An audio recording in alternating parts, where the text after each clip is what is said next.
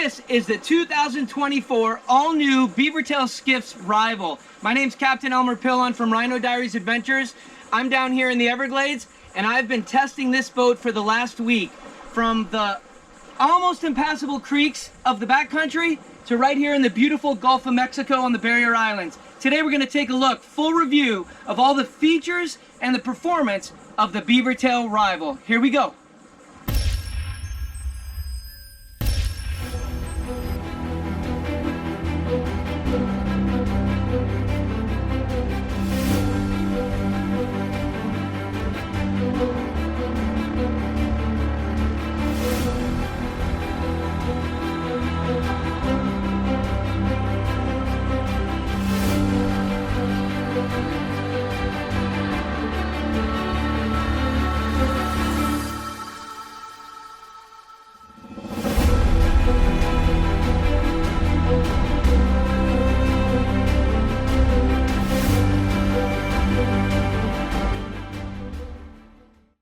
All right, so let's take a look at this Beavertail Rival. This is 16 feet 10 inches long, has a 70-inch beam, and they say it drafts 5 inches of water.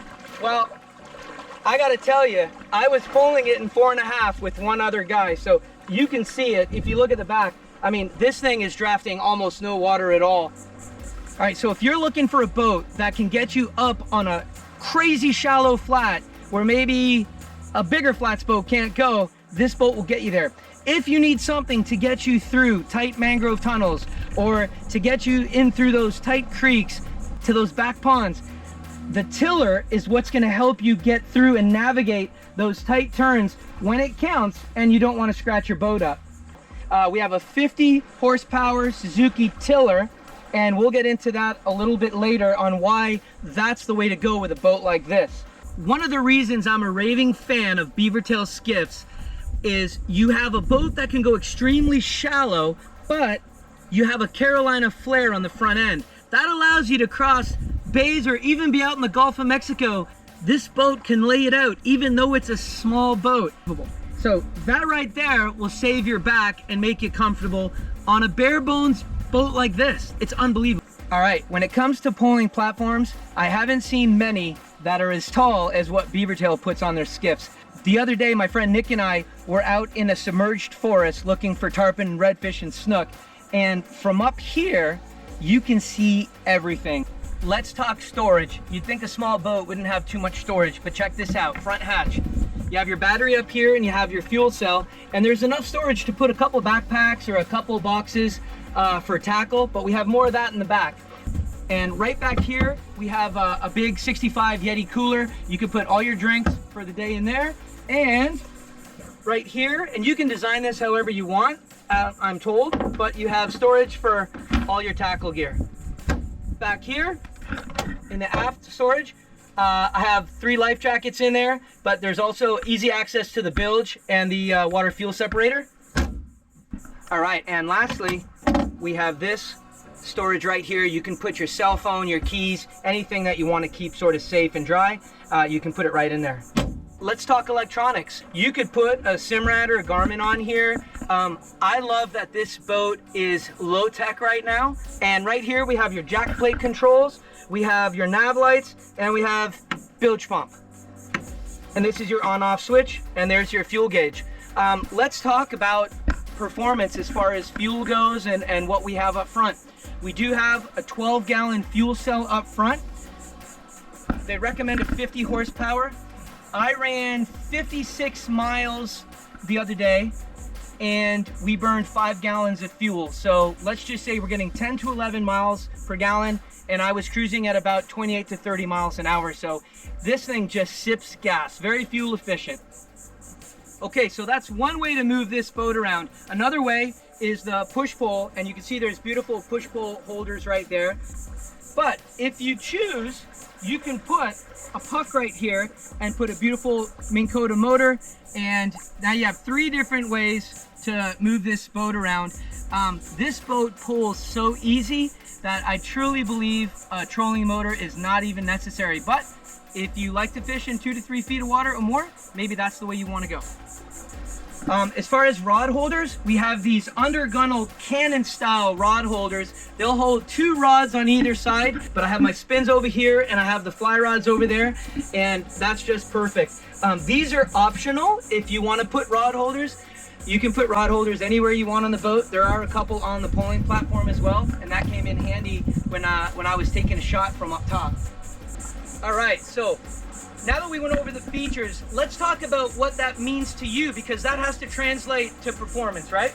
So let's talk about the hole shot. Well, there's not much to talk about when it comes to the hole shot because the bow hardly goes up at all. This thing just takes off, and you need less than a foot of water to get up with this thing. It is absolutely as skinny as, well, let's say this. There are boats in this performance bracket that cost 3 and 4 times as much as this boat does. If you want to talk draft, 5 inches. We can say 5 inches fully loaded with your crew. If you're going 2 people and you're going ultra skinny, even less than that. But that's me telling you, Beavertail isn't going to put that on their website, I would imagine. All right, now let's talk comfort.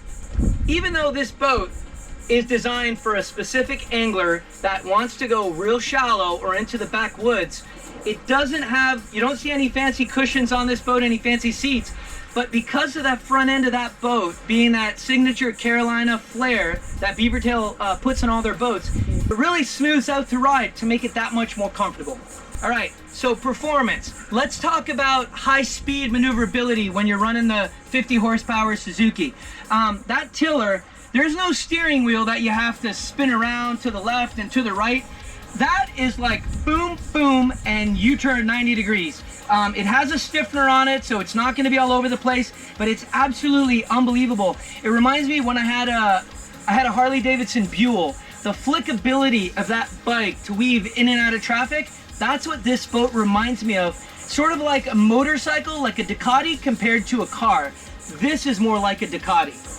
And when we're talking about maneuverability, when you're pulling it, I already mentioned that. It's absolutely unbelievable as far as how you can maneuver through those trees and through those stumps and make decisions very quickly and turn the boat. It's absolutely incredible. So what's the fishability on a boat like this? Well, has an absolute open cockpit. There's no center console, no side console. You could run around this boat with a tarpon or a redfish. The bow is huge for a little boat. I mean, look at the size of this. There's really nothing to impede your fly line on this boat. So when you have a Beavertail skiff, you know you have second to none fit and finish. This is an incredibly polished boat as far as how it's put together, the engineering that went into making this. So if you're looking for a boat that can go in the skinny and get through the tightest mangrove tunnels in order to find those fish that haven't met our species yet, this may be your next flats boat. Now, I didn't talk about the price. There's boats that perform to this level that cost 3 and 4 times what this boat is being introduced to the market for. If you want to know what that price is, check out beavertailskiffs.com. Click on the link Beavertail Rival and you'll be blown away at the price of this boat.